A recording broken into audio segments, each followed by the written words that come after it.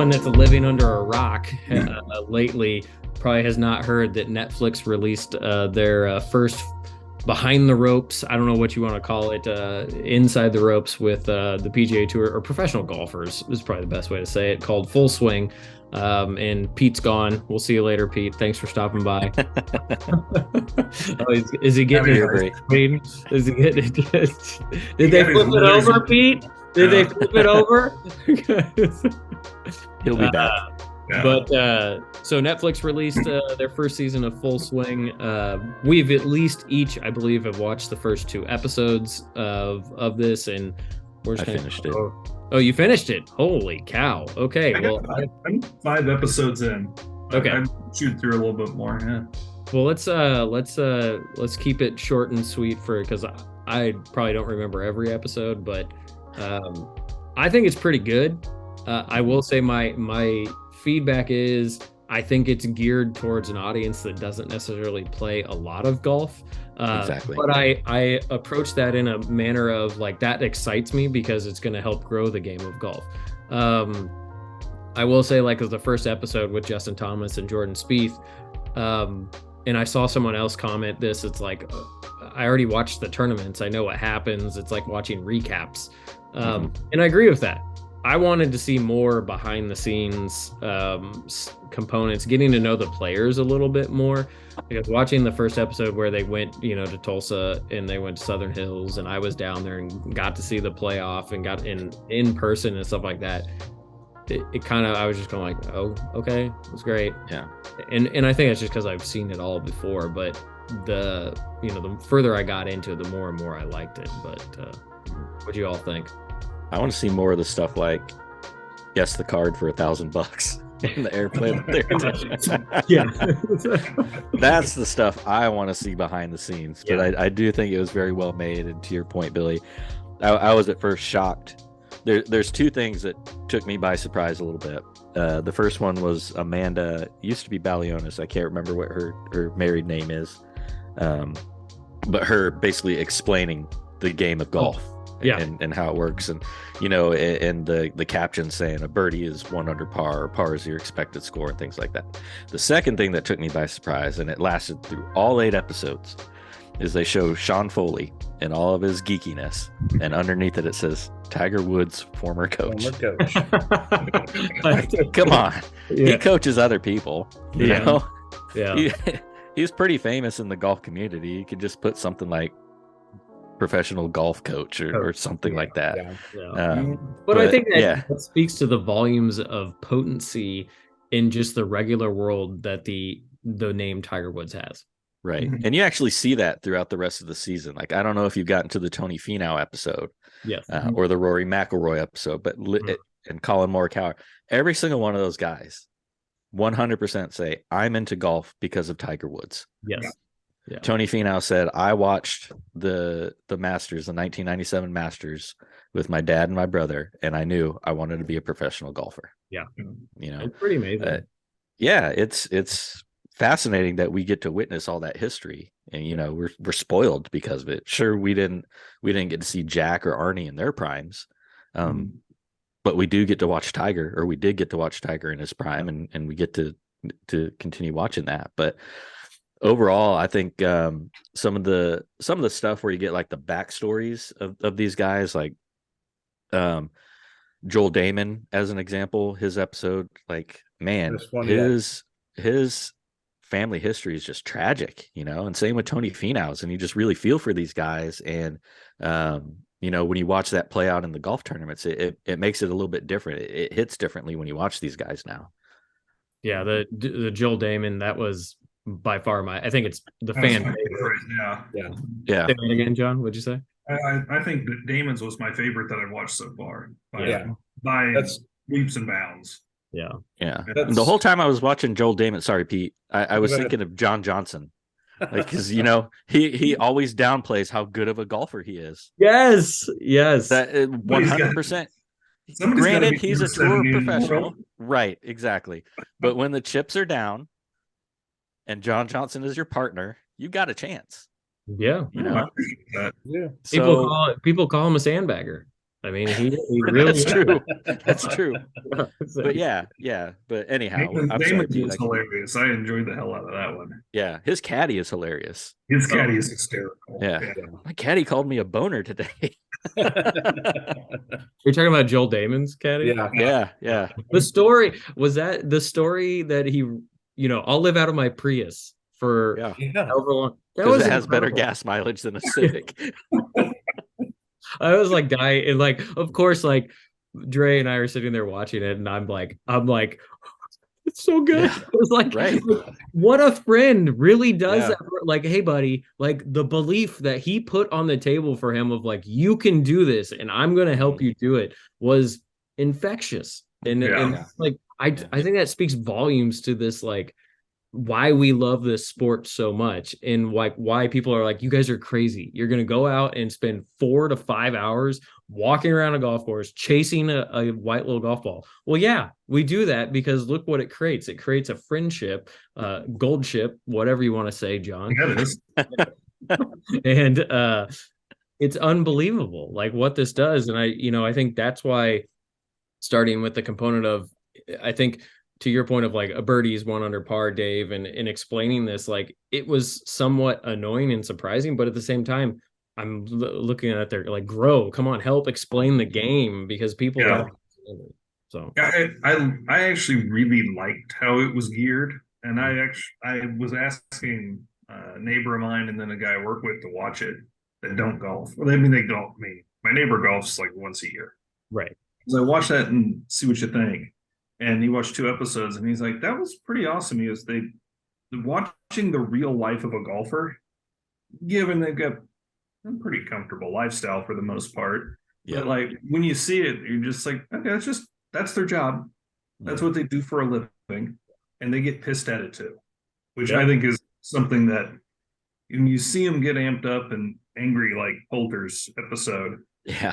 He's known to I felt that.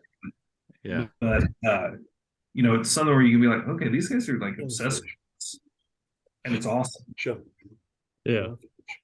What? Yeah. I want more stuff like the player caddy interactions, like going back to that Joel Damon episode. The first thing you hear the caddy say is, do we need to call medical? You say you have a back problem and we can get on out of here if you don't feel like finishing the round. How sarcastic he is to him, like just kicking him in the nuts. Like, come on, dude.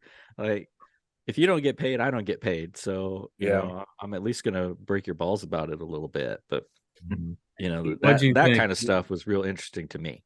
Yeah. So I feel like, and I agree with everything you said from the beginning, I've watched the first 4 episodes. So it's the JT and Jordan, it's Ian, it's Joel Damon. But we haven't mentioned one. And I think this gave a lot of the background, more so than any of the other episodes. I'd say maybe Joel Damon was there. It's the Koepka one. I knew you were going to bring this up. I mean, that episode just did not make me like him any more. And matter of fact, it kind of solidified the feeling I had for him. And I felt bad because like he's admitting that he's struggling and he doesn't like where his golf game is, and he thinks he can compete with the world's best on all this, and he's nowhere close. But man, I think it takes a douchebag. I do agree. Like I'm not that far with it, and I don't think that it ruined anything for me for Brooks Koepka, because I think it takes a lot of cojones to be that vulnerable on something that millions and billions of people. Does he have some weird tendencies? Does he say some weird things? Sure. Is he pretty full of himself? Yes, but I think you have to be. Yeah. I mean, you have to believe in yourself. When you get to that level, it's like a surgeon. Do you want your surgeon to be a nice guy or a condescending asshole? You want the asshole surgeon, because he's the one that thinks best. Like when you get to that level, when you're the top 1% of the 1%, you need that. That's an edge. But as far as Brooks, I get why Pete walked out of there feeling like he's a douche, but to Billy's point, he was literally the best golfer in the world. Absolutely. And I've been in a situation just in my little humble amateur status, playing in a club championship kind of situation. You know I can go out there and shoot close to par, but if I'm out there struggling and shooting 90s, I'm going to be pretty pissed off and down about everything and short answers to questions and stuff like that too. So, I mean, on a certain level, I completely felt where he was coming from, and, but you're right, Pete, he's got a pretty comfortable life and maybe he shouldn't complain as much. But again, like Billy said, he opened himself up pretty big. Like nobody else was really talking about any of the mental problems they were having with their own golf game like that. They were all winning. That was fascinating to me. Yeah, they were all winning. Well, I think it's hard for Pete to relate because he was at the bottom, when he won the club covers, and he's dead last, skyrocketing. He's coming up, and so it's hard for him to understand. Where did you guys finish in league last year, Billy? Behind you. Yeah. but no, I mean, I can understand why it's hard for you to relate to that, Pete. You're up and he's down, and you don't want anything to drag you down right now. I'll say this: it's interesting he does that interview, and I know timing is relevant there, right? They did that spring probably of last year, and I mean, you can tell he has a passion, and that's what his goal is, to be the best golfer in his mind, probably of all time. I think that's a fair statement. Yeah. Well, I mean, those four majors that he won. I mean, what was it? Back-to-back U.S. Opens, back-to-back PGA Championships. Yeah, I don't think it's ever been done. Or, I mean, back-to-back U.S. Opens. The only other person before him was Curtis Strange in 87, 88. Like, that does not happen. Right. It's crazy. Well, and also Poulter opened up quite a bit about where he stood with the game. Yeah. And it's a little, I'd say a little bit more elegantly put in his way, but he knew he's aging out. Yeah, he's 47. I mean, he's my age. And that's exactly what he said. Yeah. Yeah, and I thought it was interesting to listen to his perspective on why he did what he did, why he moved to live and all that stuff. And I'm like, I mean, he's on a private jet putting with his kids, and he's like, I got to provide for my children. Like, well, okay. But I think that's a good point, though, because I think, but I think what I feel like the difference between, if you like Koepka, the way he acted versus like Poulter, is Poulter has the perspective of the fact that he is providing for his family. That's how they're living. And this is going to sound horrible, but I feel like Koepka's still in that selfish phase of like, this is all about me, and doesn't have family. I mean, he's married, but I think there's a little bit difference there of like, I mean, and Koepka alluded to the fact that, and maybe DJ to the other point on his episode, they want their grandkids to be well off as well.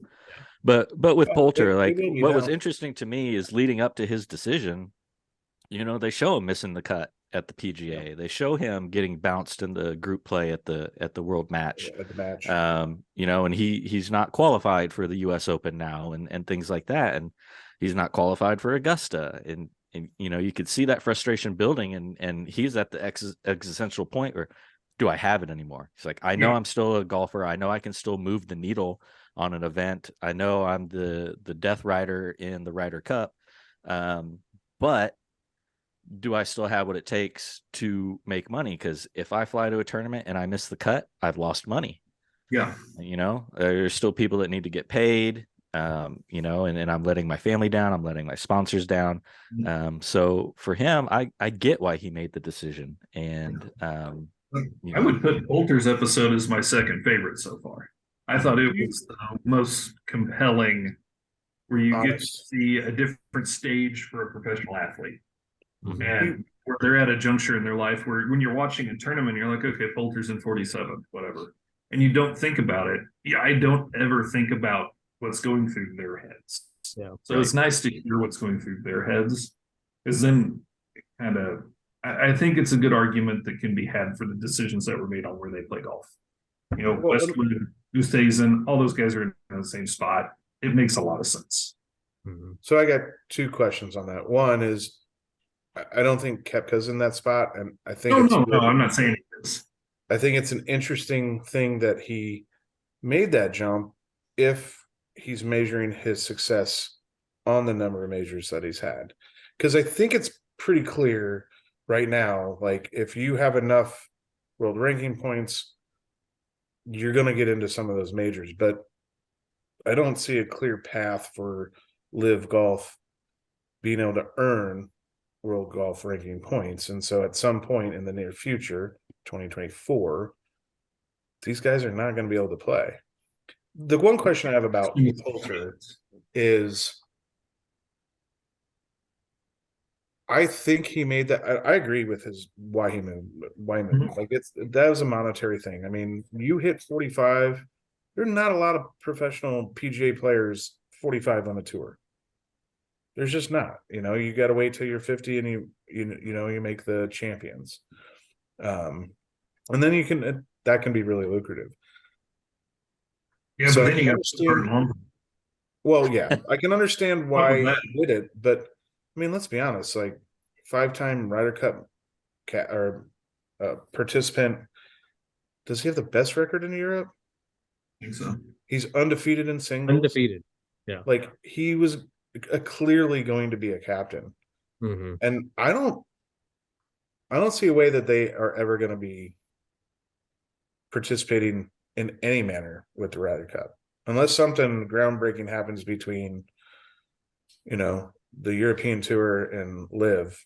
Well, even if that lawsuit goes through, even if that lawsuit goes through and Live wins, the European Tour is still not going to select those players for the Ryder Cup or the captaincy. I mean, that was a huge thing, and he kind of touches on it at the end there. He just is like, well, I really hope I still can be a part of that, and I don't think it's ever going to happen, and it's unfortunate. Probably not. Yeah, but and going back to your question about Brooks, I think what they didn't hammer as much on in his episode about why he took the money, or the additional episodes where they come back to it, is he's got a lot of doubts about whether or not he's going to get it back. And based on those doubts on whether or not he's going to get it back, in his frame of mind at that moment, he had to take the sure thing. How much did he get paid? And I get that. It was a lot. Over 100 million, wasn't it? I think it was around that amount. Yeah. I don't think it was DJ money, and I don't think it was Phil money, but I think it was a substantial sum of cash. Yeah. But I'm really looking forward to you guys seeing the Tony Finau episode, because it talks about, his struggles with 10 runner-up finishes. His wife had just recently lost her father. So he started traveling with his entire family, and her struggle is whether or not it was affecting his performance out on the tour with all them being there. He's got a big family. Yeah, I was gonna say he has like 7 kids, doesn't he? Yeah, there's quite a few kids, and we saw the whole family at Augusta when we were there for the par 3. But she was really concerned about that, and he's got questions about if he's doing the right thing, and you really see that struggle with him, because from where he came from to where he is now, and what he knows his golf ability is, to the performance not reflecting that. It's really kind of interesting. And then one of the funniest things on his episode is his final round with Tiger at Augusta in 2019. He said it was hole number 7 before I even had a chance to say hi to him. And I said, "Hey Tiger, how's the kids?" And he says, "Fine," and picks up his pace and starts walking further. He goes, "Okay, I guess I'm not saying anything else to him today. He's locked in." He's at work. Right. And then to him, he's like, do I need to get to that point with my game as well? That he took that as a learning opportunity on top of that. So it's really cool to see that. It was really cool to see, and almost frustrating to a point, to see Matt Fitzpatrick log every single shot. And then he's on the range talking to his brother, and his brother's like, "You even log your shots on the range?" He goes, "Yeah." Like, idiot, why wouldn't I? And it's like, wow, that insight is incredible. That maybe that was his 2022 goal. Start tracking stats. Oh, yeah. I didn't see a garment on his wrist though. Yeah. Yeah. What is the? I saw it in the trailer, because I haven't gotten there yet. But he's logged every shot since he's been 14. Yeah.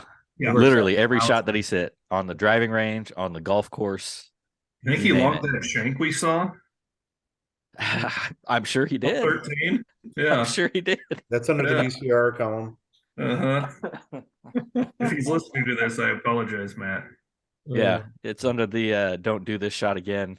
Yeah, front of it almost people. hit that guy over there. We've isolated Matt Fitzpatrick and Justin Johnson from coming on Yeah, here. I think there goes 2 subscribers right Wow. there. Yeah, Dang it! exactly. One of these days, Oh. they're gonna call. They're gonna call. I promise. They'll come groveling back. Yeah. Well, let's. I mean, if you haven't checked out the Netflix, go check it Do out. it. Full Swing. It's worth it. It's really Do good. it. Whether you're a Yeah, golfer it's or not a very good. golfer, 'cause Do you think they're gonna do another one? Another I would think so. They They could said put they were- one together just based on the footage they had to cut. Yeah, they They were could probably do doing. 10 seasons based off of that. 'cause, I mean, there's other golfers out there I'd like to see him highlight too. Absolutely. Yeah, they said they were doing it similar to the Formula One Okay, cool. series they did, but Because they're on their 5th season of that. how many seasons they have on that? I think this is the 5th. Just Oh, released. okay. Yeah, so hopefully. Yeah. Yeah.